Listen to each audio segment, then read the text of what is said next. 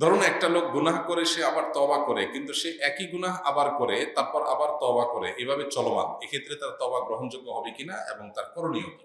উত্তর হলো, বারবার করে যখন তওবা গুনাহ করে এবং তওবা করে, এই তওবা যদি হয় সিরিয়াস তওবা, তাহলে এটা আল্লাহ রাব্বুল আলামিন গ্রহণ করবেন। কারণ আল্লাহ তাআলার গুণবাচক নাম হলো তাওয়াব।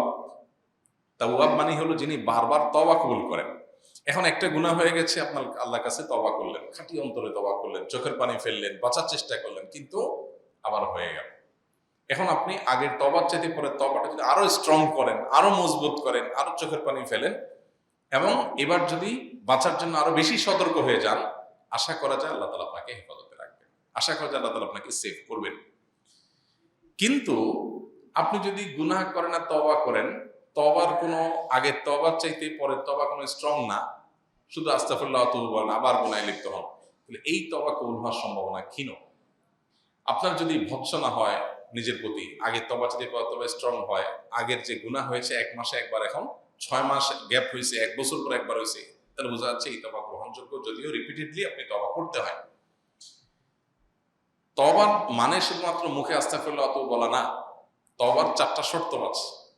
এর মধ্যে একটা শর্ত হলো, যে গুনাহ থেকে তওবা করেছেন ওই গুনাহ থেকে বেঁচে আসার জন্য আপনাকে গুনাহ থেকে সরতে হবে। আপনি গুনাহের পরিবেশে থাকেন, হারাম রিলেশন আছে ফর এক্সাম্পল, তো আপনি হারাম রিলেশন করলেন, তওবা করলেন, আবার হারাম রিলেশন করলেন, তওবা করলেন, এটা তওবা না, এটা তওবার নামে তামাশা।